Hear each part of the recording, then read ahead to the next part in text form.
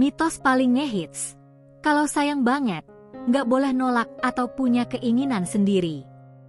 Harus selalu nurut. Gue tahu banget, banyak yang kejebak sama pemikiran ini. Rasanya kayak, kok gue nggak boleh gini sih? Padahal, justru ini yang sering bikin hubungan jadi nggak sehat dan malah bikin kita makin nggak nyaman. Lo nggak sendirian kalau ngerasa awkward atau takut nyakitin pasangan pas mau ngomongin batasan. Perasaan itu valid banget. Banyak orang ngalamin hal yang sama, karena kita dibesarkan dengan nilai-nilai yang kadang bikin kita sungkan buat ngomongin kebutuhan diri sendiri, apalagi ke orang terdekat. Secara sains, batasan itu kayak pagar emosional dan mental kita. Ini bukan buat menjauhin orang, tapi buat melindungi energi dan kesejahteraan kita. Ibaratnya, kayak sistem imun tubuh, batasan membantu kita ngenalin dan nolak hal-hal yang bisa bikin kita sakit secara psikologis. Nah, ini dia red flags yang sering kita abaikan. Sering ngerasa nggak enak buat bilang nggak, selalu ngalah biar nggak berantem, atau pasangan yang nggak mau dengerin keluhan lo. Tanda-tanda ini bisa jadi sinyal kalau batasan lo lagi dilanggar, tapi lo belum sadar.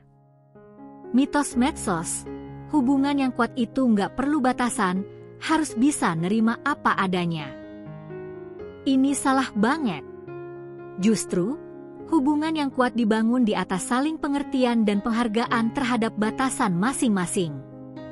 Kalau nggak ada batasan, yang ada cuma nggak enak, tapi dipendam. Mitos lain yang rusak, kalau lo tetap punya batasan, berarti lo nggak cinta sama pasangan.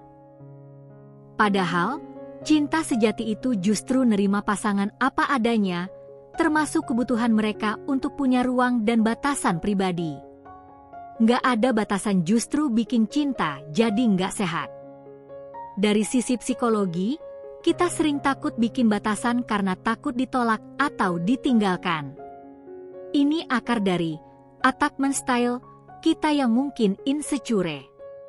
Otak kita diprogram buat nyari aman, dan kadang aman itu diartikan sebagai nggak bikin masalah, meskipun itu merugikan diri sendiri. Kalau batasan diabaikan, dampaknya bisa kemana-mana.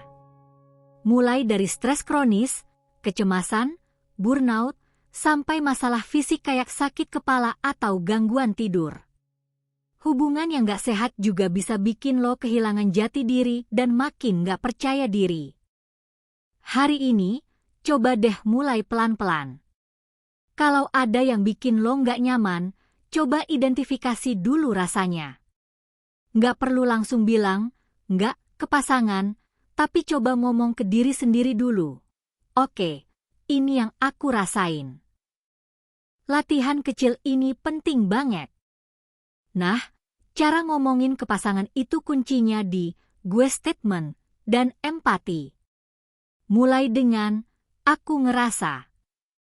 Bukan, kamu selalu. Sampaikan kebutuhan lo dengan lembut, dan kasih tahu kenapa itu penting buat lo. Ajak diskusi, bukan menuntut. Contoh, sayang, aku ngerasa agak capek kalau malam ini kita nggak ngobrol panjang lebar dulu ya, aku pengen istirahat sebentar. Aha momennya adalah, membangun batasan itu bukan tanda nggak cinta, tapi justru tanda cinta diri dan cinta yang sehat ke pasangan.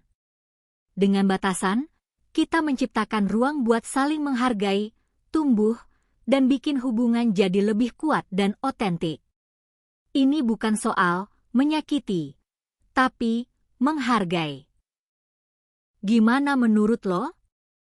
Pernah ngalamin kesulitan bangun batasan sama pasangan? Atau punya tips jitu buat ngomongin ini tanpa drama? Share yuk di kolom komentar di bawah. Pengalaman lo bisa jadi inspirasi buat yang lain. Ceritain aja, kita di sini buat saling support. Dan jangan lupa subscribe ya.